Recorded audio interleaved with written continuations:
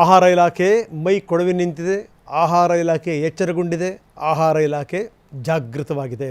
ಏಕೆಂದರೆ ಹೋಟೆಲ್ಗಳ ಮೇಲೆ ಎಷ್ಟರ ಮಟ್ಟಿಗೆ ದಾಳಿ ನಡೀತಾ ಇದೆ ನಾವು ನೋಡ್ತಾ ಇದ್ದೀವಿ. ಅದರಲ್ಲೂ ಸ್ಟಾರ್ ಹೋಟೆಲ್ಗಳ ಮೇಲೆ ನೋಡಿ ಎಂಥ ನಾಚಿಗೇಡಿನ ಸಂಗತಿ. ಇಲ್ಲಿ ಈ ಫುಟ್ಪಾತಲ್ಲಿ ಇಟ್ಕೊಂಡಿರ್ತಾರಲ್ಲ ಪಾಪ, ಅವ್ರ ಹೊಟ್ಟೆಗೆ ಹೊಡಿತೀವಿ ನಾವು. ಆ ಎಣ್ಣೆ ಹಾಕ್ತಾರೆ, ಈ ಎಣ್ಣೆ ಹಾಕ್ತಾರೆ, ಅಥವಾ ಎಕ್ಸ್ಪೈರಿ ಆಗಿರುವಂಥ ಇದನ್ನು ಹಾಕ್ಬಿಡ್ಬೋದು ವಸ್ತುಗಳನ್ನು ಅಂಥೇಳಿ ಅವ್ರ ಮೇಲೆ ನಮ್ದು ಯಾವಾಗಲೂ ಕೂಡ ಕೆಂಡದ ಕಣ್ಣು ಅವ್ರ ಮೇಲೆ.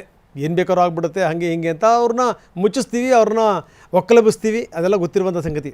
ಆದರೆ ಈ ಸ್ಟಾರ್ ಹೋಟೆಲ್ಸ್ ಏನಂಗೆ ಮಾತೆತ್ತಿದರೆ 5 ಸ್ಟಾರ್ ಹೋಟೆಲ್, 3 ಸ್ಟಾರ್ ಹೋಟೆಲ್, ದೊಡ್ಡ ದೊಡ್ಡ ಬೋರ್ಡ್ಗಳಿರ್ತಾವಲ್ಲ, ಇವ್ರು ಮಾಡ್ತಿರುವಂಥದ್ದೇನು?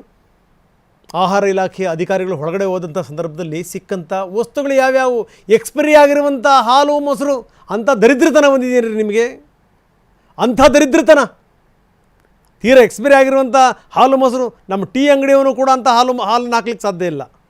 ಅಂಥ ಹಾಲು ಹಾಕ್ತೀರಿ ನೀವು, ಅಂಥ ಮೊಸರು ಹಾಕ್ತೀರಿ ನೀವು. ಬಿಡಿ, ಮಾಂಸದ ಬಗ್ಗೆ ಹೇಳೋದೇ ಬೇಡ.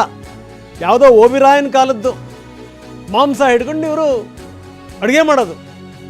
ಶೇಮ್. ಸ್ಟಾರ್ ಹೋಟೆಲ್ ಅಂತ ನಾವು ಬಾಯಿ ಬಿಡ್ತೀವಲ್ಲ, ನೋಡಿ ಇದು ಸಂಗತಿ. ಈಗ ಮೆಕ್ಡೊನಾಲ್ಡ್ ರೆಸ್ಟೋರೆಂಟ್ ಮೇಲೂ ಕೂಡ ಅಧಿಕಾರಿಗಳು ರೇಡ್ ಮಾಡಿದ್ದಾರೆ. ನಾವು ತೋರಿಸ್ತಾ ಇದ್ದೀವಿ ಆ ದೃಶ್ಯಾವಳಿಗಳನ್ನು. ಮೆಕ್ಡೊನಾಲ್ಡ್ಸ್ ಹೋಟೆಲ್ಗಳು ಎಲ್ಲೆಲ್ಲಿವೆ ಅಲ್ಲಿ KFC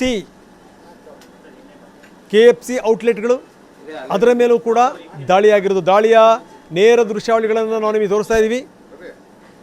ಬೆಂಗಳೂರಿನಲ್ಲಿ ಮೆಕ್ಡೊನಾಲ್ಡ್ ರೆಸ್ಟೋರೆಂಟ್ಗಳು ಎಲ್ಲೆಲ್ಲಿವೆ ಅಲ್ಲಿ ಎಲ್ಲ ಎಕ್ಸ್ಪೈರಿ ಡೇಟನ್ನು ಹುಡುಕ್ತಾ ಇದ್ದಾರೆ. ಇಲ್ಲಿ ಲೇಟ್ ಆಯಿತು ಅಧಿಕಾರಿಗಳದ್ದು. ಒಂದು ಸರಿ ನೀವು ರೇಡ್ ಮಾಡ್ತಿರಲ್ಲ, ಇಡೀ ಬೆಂಗಳೂರಿನಾದ್ಯಂತ ಏಕಕಾಲಕ್ಕೆ ರೇಡ್ ಮಾಡಬೇಕು. ನೀವು ಟಿ ವಿಲಿ ಬಂದ ತಕ್ಷಣ, ಪೇಪರ್ಲಿ ಬಂದ ತಕ್ಷಣ, ಎಲ್ಲ ತಕ್ಷಣಕ್ಕೇನೆ ಯಾವ್ಯಾವ ವಸ್ತುಗಳು ಇರ್ತಾವಲ್ಲ ಎಕ್ಸ್ಪೈರಿ ಆಗಿರುವಂಥದ್ದು ತೆಗೆದು ಬಿಸಾಕ್ಬಿಡ್ತಾರೆ. ಮಾಡೋದಾದರೆ ಒಂದೇ ಸರಿ ಮಾಡಬೇಕು. ಮೆಕ್ಡೊನಾಲ್ಡ್ ದೃಶ್ಯಾವಳಿಗಳನ್ನು ತೋರಿಸ್ತಾ ಇದ್ದೀವಿ. ಬನ್ನಿ, ನಮ್ಮ ಪ್ರತಿನಿಧಿ ವಿನಯ್ ಅಲ್ಲಿಂದ ಒಂದು ಪ್ರತ್ಯಕ್ಷ ವರದಿ ಕೊಟ್ಟಿದ್ದಾರೆ, ನೋಡೋಣ. ಜಂಕ್ ಫುಡ್ ಮಳಿಗೆಗಳ ಮೇಲೆ ಆಹಾರ ಇಲಾಖೆ ಅಧಿಕಾರಿಗಳು ಇವತ್ತು ಕೂಡ ನಿರಂತರವಾಗಿ ದಾಳಿಯನ್ನು ಮಾಡ್ತಾ ಇದ್ದಾರೆ. ಸದ್ಯಕ್ಕೆ ಬ್ರಿಗೇಡ್ ರಸ್ತೆಯಲ್ಲಿರುವಂತಹ ಮೆಕ್ಡೊನಾಲ್ಡ್ ಮಳಿಗೆ ಮೇಲೆ ಕೂಡ ಆಹಾರ ಅಧಿಕಾರಿಗಳು ದಾಳಿಯನ್ನು ಮಾಡಿದ್ದಾರೆ. ಸದ್ಯಕ್ಕೆ 10ಕ್ಕೂ ಹೆಚ್ಚು ಅಧಿಕಾರಿಗಳು ಇವತ್ತು ಆಹಾರ ಇಲಾಖೆಯ ಜಂಟಿ ನೇತೃತ್ವದಲ್ಲಿ ಬಹುತೇಕ ಭಾಗಗಳಲ್ಲಿ ರಾಜಧಾನಿ ಬೆಂಗಳೂರಿನಲ್ಲಿ 30ಕ್ಕೂ ಹೆಚ್ಚು ಕಡೆಗಳಲ್ಲಿ ದಾಳಿಯನ್ನು ಮಾಡ್ತಾ ಇರೋದು ಸದ್ಯಕ್ಕೆ ನಾನು ನಿಮ್ಗೆ ತೋರಿಸ್ತಾ ಇದ್ದೀನಿ.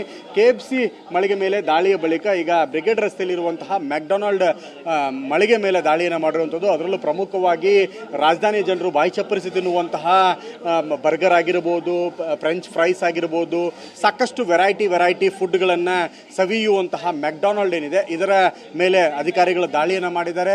ಅದರ ಪ್ರಮುಖವಾಗಿ 10ಕ್ಕೂ ಹೆಚ್ಚು ಅಧಿಕಾರಿಗಳ ತಂಡ ದಾಳಿಯನ್ನು ಮಾಡಿದ್ದಾರೆ.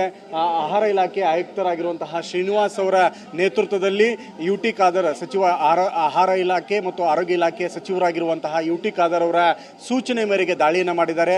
ಪ್ರಮುಖವಾಗಿ ಕಿಚನ್ ಒಳಭಾಗದಲ್ಲಿ ಯಾವ ರೀತಿಯಾಗಿ ಸ್ವಚ್ಛತೆಯನ್ನು ಕಾಪಾಡಿಕೊಳ್ಳಲಾಗಿದೆ, ಮರುಬಳಕೆ ಎಣ್ಣೆಯನ್ನು ದೃಷ್ಟಿಕೋನದಿಂದ ಕರೆದ ಎಣ್ಣೆಯನ್ನು ಎಷ್ಟು ಬಾರಿ ಮರುಬಳಕೆಯನ್ನು ಮಾಡ್ಕೊಳ್ತಾ ಇದ್ದಾರೆ, ಸ್ಟ್ಯಾಂಡರ್ಡ್ ಕ್ವಾಲಿಟಿಯ ಎಣ್ಣೆಯನ್ನು ಬಳಕೆ ಮಾಡ್ಕೊಳ್ತಾ ಇದ್ದಾರಾ ಇಲ್ವಾ, ಮತ್ತು ಮಾಂಸ ಏನಿದೆಯಲ್ಲ ಇದನ್ನು ಯಾವ ರೀತಿಯಾಗಿ ಶೇಖರಣೆಯನ್ನು ಮಾಡ್ಕೊಳ್ತಾ ಇದ್ದಾರೆ, ಯಾವ ರೀತಿಯಾಗಿ ಸುರಕ್ಷತೆಯಿಂದ ಅದನ್ನು ತಯಾರು ಮಾಡ್ತಾ ಇದ್ದಾರೆ, ಯಾವ ರೀತಿಯಾಗಿ ಬಳಕೆಯನ್ನು ಮಾಡ್ಕೊಳ್ತಾ ಇದ್ದಾರೆ, ಪ್ರಮುಖವಾಗಿ ಜನಸಾಮಾನ್ಯರು ತಿನ್ನುವಂಥ ಆಹಾರಗಳ ಮೇಲೆ ಎಷ್ಟು ಸೇಫ್ಟಿ ಪ್ರಿಕಾಷನ್ಸನ್ನು ತೆಗೆದುಕೊಂಡಿದ್ದಾರೆ, ಕಿಚನ್ನ ಒಳಭಾಗದಲ್ಲಿ ಯಾವೆಲ್ಲ ಪ್ರಿಕಾಷನ್ಸನ್ನು ತೆಗೆದುಕೊಂಡಿದ್ದಾರೆ ಮತ್ತು ಏನೇನೆಲ್ಲ ಮುನ್ನೆಚ್ಚರಿಕಾ ಕ್ರಮಗಳನ್ನು ವಹಿಸ್ಕೊಳ್ತಾ ಇದ್ದಾರೆ.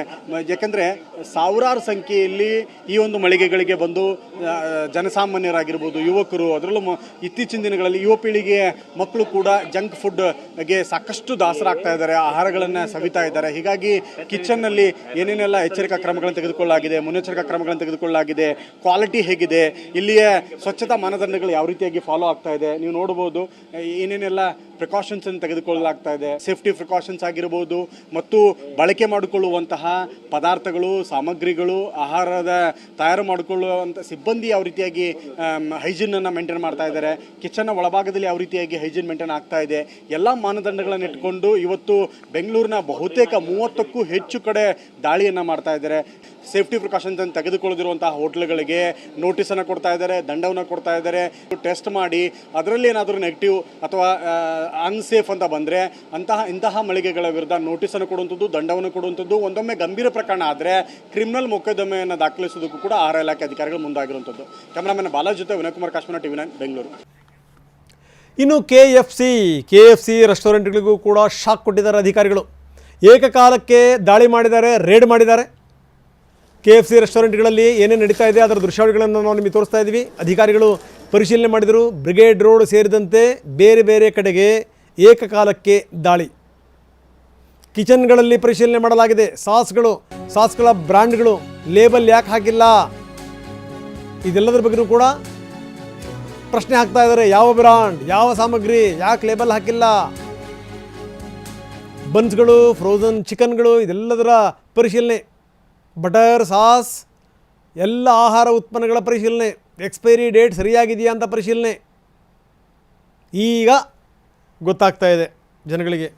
ನಮ್ಮ ಬೆಂಗಳೂರಿನ ಜನರಿದಾರಲ್ಲ ಪಾಪ, ಕಾರಣಾಂತರಗಳಿಂದ ಯಾವ್ಯಾವುದೋ ಊರಿಂದ ಬಂದಿರ್ತಾರೆ, ಮನೇಲಿ ಅಡುಗೆ ಮಾಡ್ಕೊಳಕ್ಕಾಗಲ್ಲ. ಹೀಗಾಗಿ ಪಾಪ ಸಿಕ್ಕಿದ್ದನ್ನು ಬಕಾಸುರ ಥರ ನಾವು ತಿಂತಾ ಇರ್ತೀವಿ. ನಮ್ಗಳಿಗೆ ಏನಪ್ಪ ಅಂದರೆ ಆಹಾರ ಸಿಕ್ಕರೆ ಸಾಕಪ್ಪ ದೇವ್ರೆ ಅನ್ನುವಂಥ ಸ್ಥಿತಿಲಿರ್ತೀವಿ. ಜೊತೆಗೆ ಯಾವ್ಯಾವುದೋ ಆಫರ್ಗಳು ನೋಡ್ತೀವಿ. ಇಂಥ ಆಫರ್ ಇದೆ, ಇಷ್ಟು ಕಡಿಮೆ ಇದೆ, ಬುಕ್ ಮಾಡಿದ್ದೆ, ತರಿಸ್ಕೊಂಡಿದ್ದೆ, ತಿಂದಿದ್ದೆ.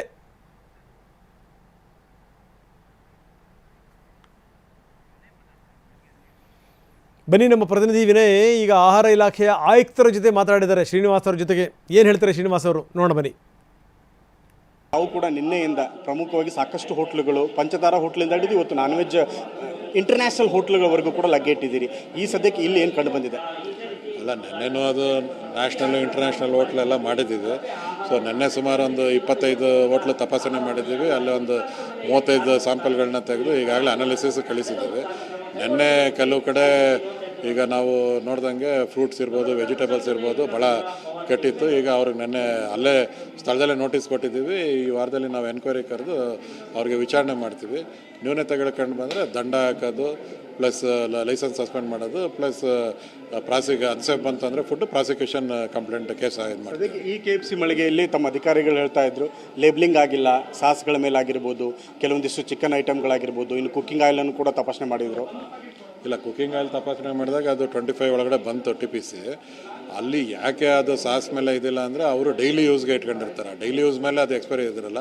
ಈಗೇನು ನೀವು ಅಲ್ಲಿ ಫ್ರೀಸರಲ್ಲಿ ನೋಡಿದ್ರಲ್ಲ, ಅದರಲ್ಲಿ ಏನು ಸಾಸ್ ಇಟ್ಟಿರ್ತಾರೆ ಅದ್ರ ಮೇಲೆ ಎಕ್ಸ್ಪೈರಿ ಡೇಟ್ ಇರಲೇಬೇಕು. ಎಕ್ಸ್ಪೈರಿ ಡೇಟ್ ಇಲ್ದಾಗ ಬರಲ್ಲ. ಬಟ್ ಇಲ್ಲಿ ಟೇಬಲ್ ಮೇಲೆ ಇಟ್ಟಿರೋದು ಅದು ಎಕ್ಸ್ಪೈರಿ ಡೇಟ್ ಇರಲ್ಲ, ಯಾಕಂದರೆ ಅದು ಡೈಲಿ ಚೇಂಜ್ ಮಾಡ್ತಾ ಇರ್ತಾರೆ. ತಮ್ಮ ಬಂಡಲ್ಗಳು ಒಳಗಡೆ ಇರುವಂಥ ಸಾಸ್ ಬಂಡಲ್ ಮೇಲೆ ಲೇಬ್ಲಿಂಗ್ ಎಲ್ಲ ಇದೆಯಾ? ಅಲ್ಲ, ಈಗ ನೋಡಿದ ಪ್ರಕಾರ ಇತ್ತು. ಅದಕ್ಕೆ ಈಗ ಡೀಟೇಲ್ ಆಗಿ ತಪಾಸಣೆ ಮಾಡ್ತಾರೆ. ಏನಾದ್ರು ನ್ಯೂನತೆ ಇತ್ತು ಅಂದರೆ ಕ್ರಮ ತಗುತ್ತೆ. ಓಕೆ, ಇನ್ನು ಮತ್ತೆ ಬೇರೆಯ ಯಾವ್ಯಾವ ಹೋಟ್ಲುಗಳ ಮೇಲೆ ಇವತ್ತು ಕೂಡ ಕಂಟಿನ್ಯೂ ಆಗಿ ನಡೆಯುತ್ತಾ ದಿನಪೂರ್ತಿ? ನೆನ್ನೆ 25 ಆಗಿತ್ತು, ಇವತ್ತು ಇನ್ನೊಂದು 30 ಆಗ್ತದೆ. ಈಗಾಗಲೇ ಶುರು ಆಗಿದೆ. ಇನ್ನು ಕೆಲವು ಹೋಟ್ಲುಗಳು ಬಾಕಿ ಇತ್ತು, ಅದು ಶುರು ಆಗಿದೆ.